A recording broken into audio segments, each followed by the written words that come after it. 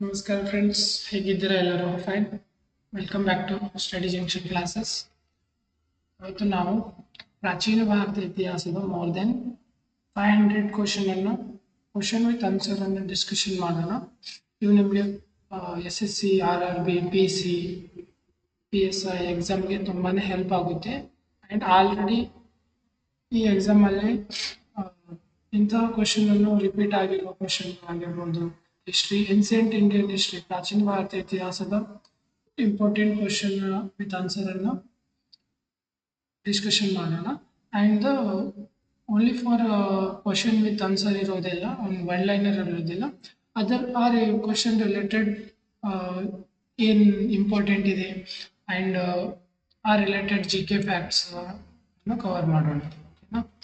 ನೀವು ಇನ್ನೊಮ್ಮೆ ಹೇಳ್ತಾ ಇದ್ದೀನಿ, ಈ ಕ್ವಶನ್ಸ್ಗಳು ನಿಮಗೆ ಯಾವುದೇ ಕಾಂಪಿಟೇಟಿವ್ ಫೀಲ್ಡ್ಗೆ ತುಂಬಾ ಹೆಲ್ಪ್ ಆಗುತ್ತದೆ. SSC, RRB, PC, PSI, any kind of you. ಓಕೆನಾ? ಸೊ ಮೋಸ್ಟ್ ಇಂಪಾರ್ಟೆಂಟ್ ಆಗಿರೋದು ಅದಕ್ಕೆ ಚೆನ್ನಾಗಿ ಓದ್ಕೊಳ್ಳಿ. ಆ್ಯಂಡ್ PDF ಸೆಂಡ್ ಮಾಡಿರ್ತೀನಿ ಟೆಲಿಗ್ರಾಮಲ್ಲಿ. ಟೆಲಿಗ್ರಾಮ್ ಚಾನಲ್ ಲಿಂಕ್ ಈ ವಿಡಿಯೋ ಡಿಸ್ಕ್ರಿಪ್ಷನಲ್ಲಿದೆ. ಅಲ್ಲಿ PDF ಡೌನ್ಲೋಡ್ ಮಾಡ್ಕೊಂಡು ಮತ್ತೊಮ್ಮೆ ಚೆನ್ನಾಗಿ ನೋಟ್ ಮಾಡ್ಕೊಳ್ಳಿ. ಓಕೆನಾ? ಸೊ ಬನ್ನಿ ಸ್ಟಾರ್ಟ್ ಮಾಡೋಣ. ಫಸ್ಟ್ ಕ್ವಶನ್ ಇದೆ, ಮೊದಲ ಮಗಧ ಅರಸರಲ್ಲಿ ಯಾರು ಗಂಗಾ ನದಿಯ ದಂಡೆಯ ಮೇಲೆ ಪಾಟಲಿಪುತ್ರ ಅಥವಾ ಈಗಿನ ಪಟ್ನಾ ನಗರವನ್ನು ಸ್ಥಾಪಿಸಿದರು? ಆಪ್ಷನ್ ಇದೆ Chandragupta Maurya, option B Ajatashatru, option C Bimbisara, option D Bindusara. ಸರಿಯಾದ ಉತ್ತರ Ajatashatru, option B. Option B Ajatashatru ಅವರು ಪುರಾತನ ನಗರವಾದ ಪಾಟಲಿಪುತ್ರ, ಈಗಿನ ಪಟ್ನಾ ಅಂತ ಕರಿತೀವಿ, ಕ್ರಿಸ್ತ ಪೂರ್ವ 5ನೇ ಶತಮಾನದಲ್ಲಿ ಮಗಧ ರಾಜ ಅಜಾತಶತ್ರು ಸ್ಥಾಪಿಸಿದರು. ಈ ನಗರವನ್ನು ಸ್ಥಾಪಿಸಿದರು. ಪಟ್ನಾ ಗಂಗಾ ನದಿ, ಪಟ್ನಾ ಎಲ್ಲಿದೆ ಅಂದ್ರೆ ಗಂಗಾ ನದಿಯ ದಕ್ಷಿಣ ತಟದಲ್ಲಿ ಸುಮಾರು 12 ಮೈಲಿಯವರೆಗೆ ವಿಸ್ತರಿಸಿರುವ ಒಂದು ನದಿ ತೀರದ ನಗರವಾಗಿರೋದು. ಏನೋ ಇದನ್ನು ಸ್ಥಾಪಿಸಿದವರು ಮಗಧ ಸಾಮ್ರಾಜ್ಯದ ಅಜಾತಶತ್ರು. ಓಕೆನಾ?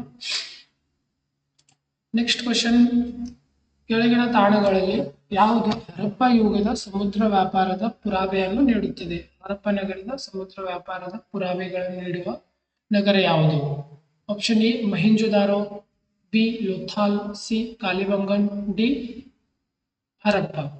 ಇದರ ಸರಿಯಾದ ಉತ್ತರ ಲೋಥಾಲ್ ನಗರವು ಹರಪ್ಪ ಯುಗದ ಸಮುದ್ರ ವ್ಯಾಪಾರದ ಪುರಾವೆಯನ್ನು ನೀಡುತ್ತದೆ. ಲೋಥಾಲ್ ಬಗ್ಗೆ ನೋಡೋದಾದ್ರೆ ಇದು ಸಿಂಧು ನಾಗರಿಕತೆಯ ಒಂದು ಪ್ರಮುಖ ತಾಣವಾಗಿರುವುದು.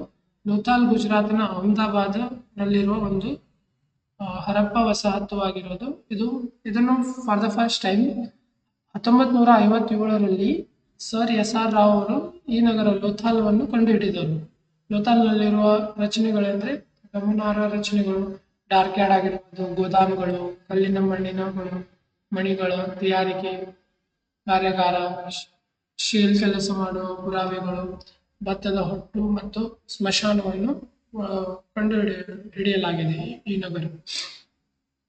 ಓಕೆನಾ? ನೆಕ್ಸ್ಟ್ ಕ್ವಶನ್ ಇದೆ, ಕೆಳಗಿನ ಆಡಳಿತಗಾರರಲ್ಲಿ ಯಾರು ಅಂಗ ಮಹಾಜನಪದವನ್ನು ವಶಪಡಿಸಿಕೊಂಡ ಮತ್ತು ಅದನ್ನು ಮಗಧದೊಂದಿಗೆ ವಿಲೀನಗೊಳಿಸಿದವರು ಯಾರು? ಆಪ್ಷನ್ ಇದೆ Chandragupta Maurya, B Ashoka, C Bimbisara, D Ajatashatru. ಸರಿಯಾದ ಉತ್ತರ ಆಪ್ಷನ್ ಸಿ ಬಿಂಬಿಸಾರ ಅವರು ಅಂಗ ಮಹಾಜನಪದವನ್ನು ವಶಪಡಿಸಿಕೊಂಡು ಮತ್ತು ಅದನ್ನು ಮಗಧದೊಂದಿಗೆ ಒಂದು ವಿಲೀನ ಮಾಡ್ತಾನೆ. ಅವನ ಮಗಧದ ಮೊದಲ ರಾಜ ಹರ್ಯಂಕ ರೇಖೆಯ ಬಿಂಬಿಸಾರನ ಅಡಿಯಲ್ಲಿ ಅಂಗರಾಜನನ್ನು ಮಗಧಕ್ಕೆ ಸೇರಿಸಲಾಯಿತು. ನೆಕ್ಸ್ಟ್ 4ನೇ ಪ್ರಶ್ನೆ, ಈ ಕೆಳಗಿನವುಗಳಲ್ಲಿ ಕಾಳಿದಾಸನ ಮೊದಲ ನಾಟಕ ಯಾವುದು? ಆಪ್ಷನ್ ಇದೆ ವಿಕ್ರಮೋರ್ಷಿಯಂ, B ವೀಳವಿಕಾಗ್ನಿಮಿತ್ರಂ, C Abhijnana Shakuntalam, D Kumara ಸಂಭವ. ಸರಿಯಾದ ಉತ್ತರ ಆಪ್ಷನ್ ಬಿ ಮಾಳವಿಕಾಗ್ನಿಮಿತ್ರಂ. ಇದು ಕಾಳಿದಾಸನ ಮೊದಲ ನಾಟಕವಾಗಿರುವುದು. ಮಾಳವಿಕಾಗ್ನಿಮಿತ್ರಂ ನೋಡೋದಾದರೆ ಕಾಳಿದಾಸನ ಬರೆದ ಸಂಸ್ಕೃತಕ ನಾಟಕವಾಗಿದ್ದು ಇದು ಅವರ ಮೊದಲ ನಾಟಕ. ಕಾಳಿದಾಸ ಅವರ ಮೊದಲ ನಾಟಕ ಕೇಳಿದರೆ ಮಾಳವಿಕಾಗ್ನಿಮಿತ್ರಂ. ಈ ನಾಟಕವು ವಿಧಿಶಾಸನದಲ್ಲಿ ಶುಂಗ ಚಕ್ರವರ್ತಿ ಅಗ್ನಿಮಿತ್ರನ ತನ್ನ ಮುಖ್ಯ ರಾಣಿಯ ಸುಂದರ ಕೈಕೇಯಿಗಳನ್ನು ಪ್ರತಿಸಿ ಪ್ರತಿಸುವ ಕಥೆಯನ್ನು ಹೇಳುತ್ತದೆ. ಈ ನಾಟಕದಲ್ಲಿ ಮಾಳವಿಕಾ ಎಂಬ ದೇಶಭ್ರಷ್ಟ ಸೇವಕ ಹುಡುಗಿಯರ ಚಿತ್ರಣದೊಂದಿಗೆ ಅವನ ಪ್ರೀತಿಯಲ್ಲಿ ಹೇಳುತ್ತಾನೆ. ನೆಕ್ಸ್ಟ್ ಪ್ರಶ್ನೆ ಇದೆ, ವಸುಮಿತ್ರನ ಕೈಯಲ್ಲಿ ಸಿಂಧು ನದಿಯ ದಡದಲ್ಲಿ ಯವನರ ಸೋಲನ್ನು ಯಾವ ಪ್ರಾಚೀನ ಭಾರತದ ನಾಟಕವು ಉಲ್ಲೇಖಿಸುತ್ತದೆ ಅಂತ ಕ್ವಶನ್ ಇದೆ. Option A Raghuvamsha, B Malavika ಅಗ್ನಿಮಿತ್ರಂ,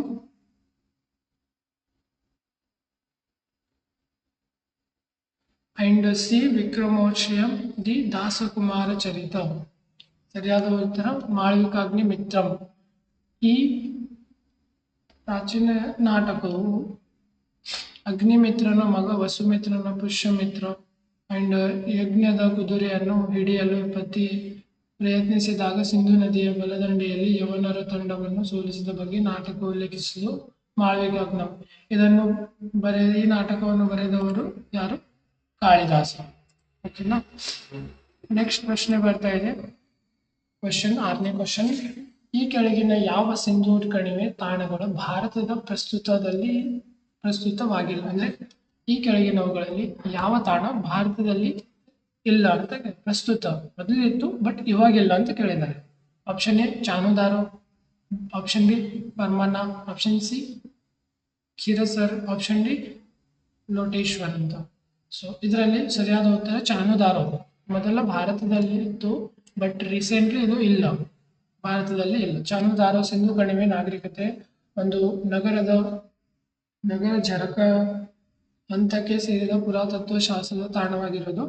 ಈ ತಾಣವು ಮೊದಲಿತ್ತು ಬಟ್ ಭಾರತದೇ ಪಾರ್ಟ್ ಆಗಿತ್ತು. ಇವಾಗ ಪಾಕಿಸ್ತಾನದ ಸಿಂಧುನಲ್ಲಿರುವ ಮೊಹೆಂಜೊದಾರೋದಿಂದ ದಕ್ಷಿಣಕ್ಕೆ 130 ಕಿಲೋಮೀಟರ್ ದೂರ ಇದೆ. ಬಟ್ ರೀಸೆಂಟ್ ಇದು ಪಾಕಿಸ್ತಾನದಲ್ಲಿರುವುದು. ಓಕೆನಾ. ನೆಕ್ಸ್ಟ್ 7ನೇ ಪ್ರಶ್ನೆ, ಜೀವಕ ಚಿಂತಾಮಣಿಯ ಲೇಖಕರು ಯಾರು ಅಂತ ಕೇಳಿದ್ದಾರೆ. Option A Perundevanar, B Seethalai Sathanar, C Thiruthakkadevar, D Ilango Adigal. ಸರಿಯಾದ ಉತ್ತರ ತಿರುತ್ತಕೃತ ದೇವ. ಆಪ್ಷನ್ ಸಿ ತಿರುಕೃತ ದೇವ ಜೀವಕ ಚಿಂತಾಮಣಿಯ ಲೇಖಕರಾಗಿದ್ದಾರೆ.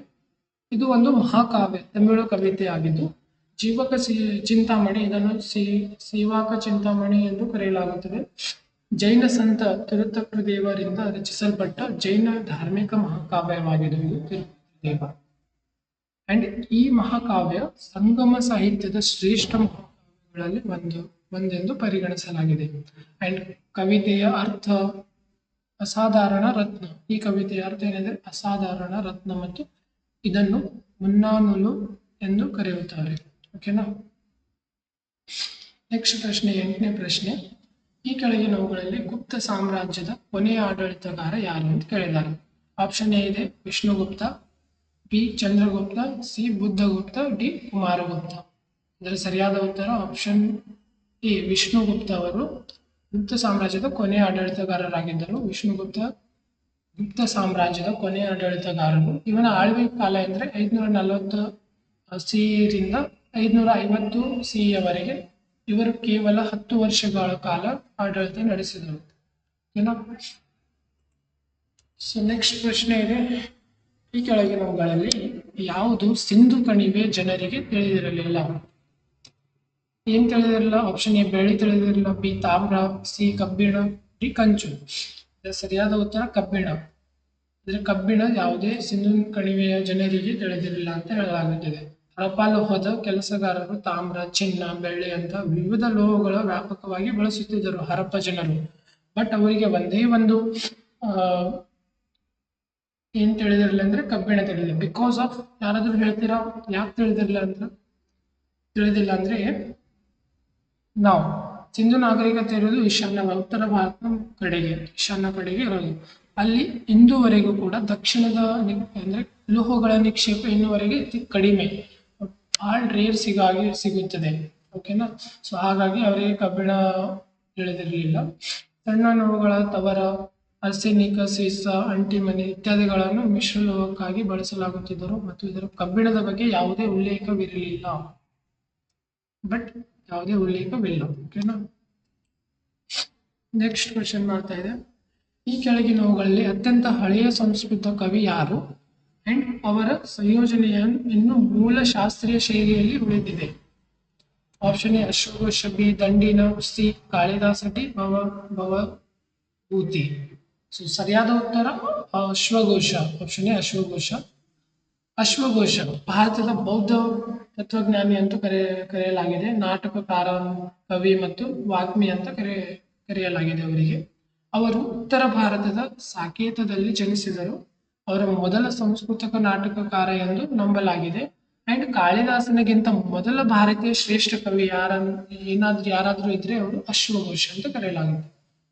ಕಾಳಿದಾಸನಿಗಿಂತ ಮೊದಲ ಭಾರತೀಯ ಶ್ರೇಷ್ಠ ಕವಿ ಯಾರು? ಅಶ್ವಘೋಷ ಅಂತ ಕರೆಯಲಾಗಿದೆ. ಓಕೆನಾ. ಇದು ಬಹಳ ಇಂಪಾರ್ಟೆಂಟ್, ನೆನ್ಪಿಟ್ಕೊಳ್ಳಿ. ನೆಕ್ಸ್ಟ್ 11ನೇ ಪ್ರಶ್ನೆ. ಸಾರಿ, ಒಂದ್ ಸೆಕೆಂಡ್. 11ನೇ ಪ್ರಶ್ನೆ, ತಮಿಳುನಾಡಿನ ತೆರಿತಾಣಗಳು ಈ ಕೆಳಗಿನ ಯಾವ ಅವಧಿಗೆ ಸಂಬಂಧಿಸಿದೆ? ಆಪ್ಷನ್ ಎ ನಿಯೋಲಿಥಿಕ್ ಏಜ್ಗೆ ಸಂಬಂಧಿಸಿದೆ, B Mesolithic, C Palaeolithic and D upper Palaeolithic. So ಈ ತಾಣ ಮೆಸೋಲಿಥಿಕ್ ಏಜ್ಗೆ ಸಂಬಂಧಿಸಿದೆ. Mesolithic age. ಓಕೆನಾ. ತೆರಿ ಸೈಟ್ಗಳು, ತೆರಿ ಅಂದ್ರೆ ತೆರಿ ಅನ್ನುವ ಹೆಸರು ಒಂದು ತಾಣ ಇದೆ. ತಮಿಳುನಾಡಿನ ತಿನ್ನೇವೇಲಿಯಲ್ಲಿ 11 ಸೈಟ್ಗಳ ಗುಂಪಾಗಿದೆ ತೆರಿ ತಾಣಗಳು. ಅಂಡ್ ಇವು ಕೆಂಪು ಮರಳಿನ ದಿಬ್ಬಗಳೊಂದಿಗೆ ಸಂಬಂಧ ಹೊಂದಿದೆ. ಈ ತೆರೆ ತಾಣಗಳು ಮೆಸೋಲಿಥಿಕ್ ಅವಧಿಗೆ ಏಜ್ಗೆ ಸೇರುತ್ತದೆ. ನೆಕ್ಸ್ಟ್ ಕ್ವಶನ್ ಬರ್ತಾ ಇದೆ, ಹರಪ್ಪ ತಾಣಗಳು ಗರಿಷ್ಠ ಸಾಂದ್ರತೆಯನ್ನು ಇಲ್ಲಿ ನೆಲೆಗೊಂಡಿರುವ ಹರಪ್ಪ ತಾಣಗಳ ಗರಿಷ್ಠ ಸಾಂದ್ರತೆಯಲ್ಲಿ ನೆಲೆಗೊಂಡಿದೆ. ಆಪ್ಷನ್ ಎ ಸಿಂಧೂ ಮತ್ತು ಅದರ ಉಪನದಿಗಳ ಬಯಲು ಪ್ರದೇಶ. ನೆಕ್ಸ್ಟ್ ಬಲೂಚಿಸ್ತಾನದ ಎತ್ತರದ ಪ್ರದೇಶಗಳಲ್ಲಿ ನೆಲೆಸಿವೆ. ರಾನ್ ಆಫ್ ಕಂಚನ ಜೌ ಭೂಮಿಯಲ್ಲಿ ನೆಲೆಸಿವೆ. ಇನ್ ಹಿಮಾಲಯದ ತಪ್ಪಲಿನಲ್ಲಿ ನೆಲೆಸಿವೆ. ಸೊ ಇದರ ಸರಿಯಾದ ಉತ್ತರ ಸಿಂಧು ಮತ್ತು ಅದರ ಉಪನದಿಗಳ ಬಯಲು ಪ್ರದೇಶಗಳಲ್ಲಿ ಸಿಂಧು ಅಥವಾ ಹರಪ್ಪ ಅಂತ ಅನ್ಕೊಳ್ಳಿ. ಹರಪ್ಪ ತಾಣಗಳ ಗರಿಷ್ಠ ಸಾಂದ್ರತೆಯನ್ನು ಸಿಂಧು ಮತ್ತು ಅದರ ಉಪನದಿಗಳ ಬಯಲುಗಳ ಪ್ರದೇಶದಲ್ಲಿ ನೆಲೆಸಿಕೊಂಡಿದೆ. ಓಕೆನಾ. ಸೊ ನೆಕ್ಸ್ಟ್ 13ನೇ ಕ್ವಶನ್, ಈ ಕೆಳಗಿನ ಯಾವ ಹರಪ್ಪ ವ್ಯಾಪಾರ ತಾಣವು ಲ್ಯಾಪಿಸ್ ಲಾಜುಯಿಯನ್ನು ಸಂಗ್ರಹಿಸಲು ಪ್ರಸಿದ್ಧವಾಗಿದೆ?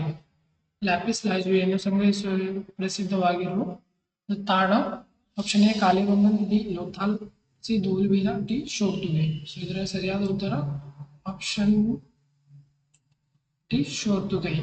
ಈ ಶೋರ್ತುಗೈ ಹರಪ್ಪ ಒಂದು ತಾಣವಾಸಿದ್ದು ನಾಗರಿಕತೆಯ ಒಂದು ತಾಣವಾಗಿದ್ದು, ಈ ತಾಣ ಎದಕ್ಕೆ ಪ್ರಸಿದ್ಧವಾಗಿದೆ ಅಂದ್ರೆ ಲ್ಯಾಪಿಸ್ ಲೂಜಿಯನ್ನು ಸಂಗ್ರಹಿಸುವ ಒಂದು ತಾಣವಾಗಿದೆ. ಓಕೆನಾ. ಸೊ ಈ ಶೋರ್ತುಗೈ ಈಶಾನ್ಯ ಅಫ್ಘಾನಿಸ್ತಾನದಲ್ಲಿರುವ ಶೋರ್ತುಗೈ ಹರಪ್ಪ ವ್ಯಾಪಾರ ಸ್ಥಳವು ಲ್ಯಾಪಿಸ್ ಲೂಜಿಯನ್ನು ಸಂಗ್ರಹಿಸುವ ಠಾಣೆಯಾಗಿ ಕಾರ್ಯನಿರ್ವಹಿಸಲಾಗುತ್ತಿದೆ. ಓಕೆನಾ. ಸೊ ನೆಕ್ಸ್ಟ್ 14ನೇ ಪ್ರಶ್ನೆ, ಹರಪ್ಪ ಜನರ ಸುಟ್ಟು ಇಟ್ಟಿಗೆಗಳನ್ನು ಅವರಿಗಾಗಿ ಹೆಸರುವಾಸಿಯಾಗಿದೆ. ಎದಕ್ಕೆ ಹೆಸರುವಾಸಿಯಾಗಿದೆ? ಹರಪ್ಪ ನಗರ ಸುಟ್ಟು ಇಟ್ಟಿಗೆಗಳು ಎದಕ್ಕೆ ಹೆಸರುವಾಸಿಯಾಗಿದೆ ಅಂತ ಕೇಳ್ತಾ ಇದೆ. Option A standardisation, B technical excellence, C utilitarian value and D aesthetic sense standardisation. So ಇದರ ಸರಿಯಾದ ಉತ್ತರ ಆಪ್ಷನ್ ಎ ಸ್ಟ್ಯಾಂಡರ್ಡೈಸೇಷನ್ ಅಂತ. ಸೊ ಇದಕ್ಕೆ ಹರಪ್ಪ ಜನರ ಸುಟ್ಟು ಇಟ್ಟಿಗೆಗಳು ಹೆಸರುವಾಸಿಯಾಗಿವೆ.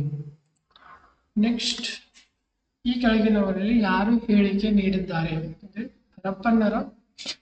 ಹರಪ್ಪನರ ಶತ್ರು ಪ್ರಕೃತಿ, ಇಂದ್ರ ಮತ್ತು ಅನಾಗರಿಕತೆ ಗುಂಪುಗಳ ಬಹಿಷ್ಕಾರ ಎಂದು ಹೇಳಿಕೆ ನೀಡಿದವರು ಯಾರಂದ್ರೆ option A sir Cunningham, B K M. Srivastav, C G F. Dales and D A Ghosh ಅವರು. ಈ ಹೇಳಿಕೆ ನೀಡಿದವರು ಆಪ್ಷನ್ ಸಿ.ಎಫ್. ಡೆಲ್ಸ್ ಅವರು ಈ ಹೇಳಿಕೆಯನ್ನು ನೀಡಿದ್ದಾರೆ. ಏನಂದ್ರೆ ಹರಪ್ಪ ಶತ್ರು ಪ್ರಕೃತಿ, ಇಂದ್ರ ಮತ್ತು ನಾಗರಿಕತೆಯ ಗುಂಪು ಬಹಿಷ್ಕಾರ ಎಂದು ಹೇಳಿಕೆ ನೀಡಿದ್ದಾರೆ. ನಾವು ಅಮೆರಿಕನ್ ಪುರಾತತ್ವ ಶಾಸ್ತ್ರ ಜಾರ್ಜ್ ಎಫ್ ಡೆಲ್ಸ್ ಅವರು ಸಿಂಧೂ ಕಣಿವೆಯ ನಾಗರಿಕತೆಯ ಅವನತಿಗೆ ಪೌರಾಣಿಕ ಇಂದ್ರ ಅಥವಾ ಕಾಲ್ಪನಿಕ ನಾಗರಿಕತೆ ಗುಂಪುಗಳ ಮುಕ್ತಗೊಳಿಸುವ ಹೇಳಿಕೆಯನ್ನು ಮೊದಲು ನೀಡಿದರು. ಫಾರ್ ದ ಫಸ್ಟ್ ಈ ಹೇಳಿಕೆಯನ್ನು ನೀಡಿದರು ಯಾರು? ಜಿ.ಎಫ್. ಡೆಲ್ಸ್ ಅವರು. ಓಕೆನಾ. ಮೊಹೆಂಜೊದಾರೊದಿಂದ ಬಂದ ಪುರಾವೆಗಳ ಆಧಾರದ ಮೇಲೆ ಪ್ರವಾಹಗಳ ಮತ್ತು ಭೂಕಂಪಗಳಂತಹ ನೈಸರ್ಗಿಕ ಅಂಶಗಳನ್ನು ಹೆಚ್ಚು ಕಾರಣಗಳಾಗಿವೆ ಎಂದು ಅವರು ಹೇಳಿದ್ದಾರೆ. ಈ ದೃಷ್ಟಿಕೋನವು ನಾಗರಿಕತೆಯ ಅವಸಾನಕ್ಕಾಗಿ ಚಾಲ್ತಿಯಲ್ಲಿರುವ ಕಾರ್ಯಕ್ರಮಗಳನ್ನು ಊಹೆಯಿಂದ ನಿರ್ಗಮಿಸಿತು. ಏನ ಸೊ ನೆಕ್ಸ್ಟ್ ಪ್ರಶ್ನೆ ಬರ್ತಾ ಇದೆ, ಕಲ್ಪಸೂತ್ರವನ್ನು ಎಷ್ಟು ಬಾರಿಗೆ ವಿಂಗಡಿಸಲಾಗಿದೆ? ಕಲ್ಪಸೂತ್ರವನ್ನು 3 ಭಾಗಗಳಾಗಿ ವಿಂಗಡಿಸಲಾಗಿದೆ. ವೇದಾಂಗಗಳಲ್ಲಿ ಉಲ್ಲೇಖಿಸಲಾದ ಸೂತ್ರಗಳಲ್ಲಿ ಕಲ್ಪಸೂತ್ರ 3 ಭಾಗಗಳಾಗಿ ವಿಂಗಡಿಸಲಾಗಿದೆ. ಅಂದ್ರೆ ಕಲ್ಪಸೂತ್ರ, ಗೃಹಸೂತ್ರ ಮತ್ತು ಧರ್ಮಸೂತ್ರ. ಈ 3 ಕಲ್ಪಸೂತ್ರ, ಗೃಹಸೂತ್ರ ಮತ್ತು ಧರ್ಮಸೂತ್ರ ಸೂತ್ರಗಳ ವಿಭಿನ್ನ ವಿಚಾರಗಳನ್ನು ವ್ಯಕ್ತಪಡಿಸಲು ಬಳಸಲಾಗುವ ಅತ್ಯಂತ ಚಿಕ್ಕ ಸಾಂದ್ರಕೃತ ಹೇಳಿಕೆಯಾಗಿರೋದು. ಈ 3 ರೀತಿಯಾಗಿ ವಿಭಾಗಗಳಾಗಿ ವಿಂಗಡಿಸಲಾಗಿದೆ. ಓಕೆನಾ. ನೆಕ್ಸ್ಟ್ ಇದೆ, ಸಾಕ್ಯ ರಾಜ್ಯವು 6ನೇ ಶತಮಾನದ BCE ಯಾವ ಕುಲದಿಂದ ಆಕ್ರಮಿಸಲ್ಪಟ್ಟಿತ್ತು? ಆಪ್ಷನ್ ಎ ಮೌರ್ಯ ರಾಜ್ಯ, ಬಿ ವಜ್ಜಿಯ ರಾಜ್ಯ, ಸಿ ಕೋಸಲದ ರಾಜ್ಯ, ಡಿ ಗಂಧರ ರಾಜ್ಯ. ಇದರ ಸರಿಯಾದ ಉತ್ತರ ಕೋಸಲ ರಾಜ್ಯ. ಸಾಕ್ಯ ರಾಜ್ಯವು 6ನೇ ಶತಮಾನದ BCE ಕೋಸಲ ರಾಜ್ಯ ಕುಲದಿಂದ ಆಕ್ರಮಿಸಲ್ಪಟ್ಟಿತ್ತು. ಓಕೆನಾ. ಸೊ ನೆಕ್ಸ್ಟ್ 3ನೇ ಬೌದ್ಧ ಮಂಡಳಿಯ 18ನೇ ಕ್ವಶನ್. 3ನೇ ಬೌದ್ಧ ಮಂಡಳಿಯನ್ನು ಯಾರ ಆಳ್ವಿಕೆಯ ಕಾಲದಲ್ಲಿ ಆಯೋಜಿಸಲಾಗಿದೆ? Option A Ashoka, B Kalashoka, C Ajatashatru, D Kanishka. So ಇದರ ಸರಿಯಾದ ಉತ್ತರ ಆಪ್ಷನ್ ಎ. ಆಪ್ಷನ್ ಎ, ಅಶೋಕನ ಆಳ್ವಿಕೆಯಲ್ಲಿ 3ನೇ ಬೌದ್ಧ ಸಮ್ಮೇಳನವನ್ನು ಆಯೋಜಿಸಲಾಗಿತ್ತು. ಚಕ್ರವರ್ತಿ ಅಶೋಕನ ಆಳ್ವಿಕೆಯಲ್ಲಿ 3ನೇ ಬೌದ್ಧ ಪರಿಷತ್ತು ಎಲ್ಲಿ ಪಾಟಲಿಪುತ್ರದಲ್ಲಿ ಆಯೋಜಿಸಲಾಗಿತ್ತು. ಸೊ ಧರ್ಮ ಗ್ರಂಥಗಳನ್ನು ಪರಿಶೀಲಿಸಲು ಮೊಗ್ಗಲಿಪುತ್ರ ತಿಸ್ಕ ಅವರ ಅಧ್ಯಕ್ಷತೆ. ಸೊ ಈ 3ನೇ ಬೌದ್ಧ ಸಮ್ಮೇಳನ ಆಯೋಜಿಸಿದವರು ಯಾರು? ಎಲ್ಲಿ ಆಯೋಜಿಸಿದರು? ಪಾಟಲಿಪುತ್ರದಲ್ಲಿ. ಇದರ ಅಧ್ಯಕ್ಷತೆಯನ್ನು ವಹಿಸಿಕೊಂಡವರು ಯಾರು? ಮೊಗ್ಗಲಿಪುತ್ರ ಅವರು. ಓಕೆನಾ. ಸೊ ನೆಕ್ಸ್ಟ್ ನ್ಯೂಸ್ ಬರ್ತಾ ಇದೆ. 19ನೇ ಕ್ವಶನ್.